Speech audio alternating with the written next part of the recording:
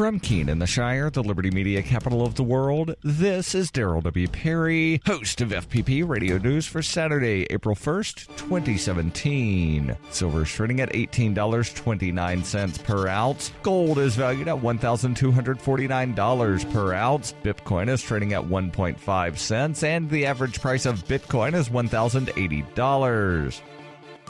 Antiwar.com reports on Friday say that former National Security Advisor Michael Flynn's attempt to get immunity from prosecution in return for his testimony in investigations on Russian ties to the Trump campaign have failed, at least with respect to the Senate Intelligence Committee. The committee reportedly rejected the idea out of hand, insisting it was too soon for any such move, and offers of immunity are not on the table. Flynn is said to have sought immunity both from Congress and from the FBI, though so far there appears to be no takers. Flynn's lawyer, Robert Kellner, said the attempts were necessary and that no reasonable person with legal counsel would testify in this witch hunt environment without some assurance against unfair prosecution. At the same time, Kellner downplayed the chances of Flynn offering any groundbreaking testimony, and that may be the problem. The eagerness to get congressional inquiries going in earnest and get some juicy details, particularly that can be used to fuel tensions with Russia, might make for an environment in which immunity is offered, but only if they think they're going to get something useful out of it.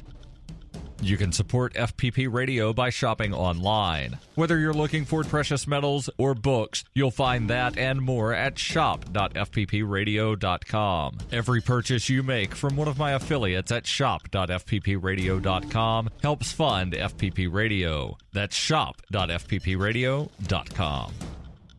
UPI reports a federal judge in San Diego on Friday approved a proposal to settle two class action lawsuits brought by former students and a fraud case against President Donald Trump's defunct for-profit educational real estate venture, Trump University. Judge Gonzalo Curiel greenlit the deal a day after he delayed his ruling to allow more time to consider the proposal. Attorneys for the more than 3,700 former students in class action suits in California and New York had urged Curiel to ratify the settlement, which will refund them more than 90 cents for every dollar they spent at Trump University, arguing it's probably the best restitution they will ever get in the years-long dispute. The judge wrote in his 31-page decision, the amount offered in settlement is fair, adequate, and reasonable. The deal also settles a 2013 fraud suit by New York Attorney General Eric Schneiderman. Curiel made his ruling over the objection of one Florida student, Sherry Simpson, who filed a late objection asking the judge to reject the deal so that she can sue Trump in criminal court on federal racketeering charges and receive restitution 3 times the amount she spent. Schneiderman said in a statement, today's final approval by a judge of our Trump University settlement will provide relief and hopefully much-needed closure to the victims of Donald Trump's fraudulent university. The settlement ends nearly 5 months of legal limbo. Both sides agreed to the $25 million deal in November, but the case languished while Curiel weighed whether or not to approve it.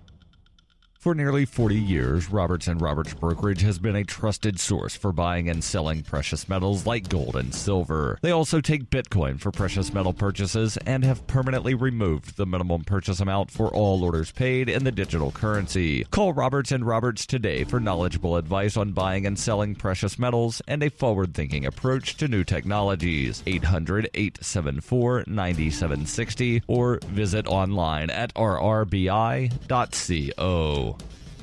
Reuters reports the Atlantic Coast Conference, a major collegiate athletic league, has made North Carolina eligible to once again host certain sporting events after the state repealed an LGBT law seen as discriminatory. Similar boycotts by other sports organizations, companies, and entertainers cost North Carolina hundreds of millions of dollars worth of business. Seeking to win that business back, lawmakers on Thursday repealed the bill, but they also approved a new measure that bans cities from passing their own anti-discrimination protections until 2020, drawing outrage from some civil rights advocates. The criticism had cast doubt on whether boycotting businesses will return to the state. In boycotting North Carolina, the ACC followed the lead of the NCAA, which had made a similar decision a few days earlier. The NCAA board is also considering a return to North Carolina, with NCAA President Mark Emmert telling reporters on Thursday a decision was expected in the coming days. In basketball-crazed North Carolina, the withdrawal of the NCAA tournament games and the NBA's All-Star Game, which had been awarded to Charlotte, reverberated throughout the state. North Carolina's HB 2, the only statewide law of its kind, required transgender individuals to use the bathroom, changing room, and showers in state-run buildings that correspond to the sex on their birth certificate rather than their gender identity.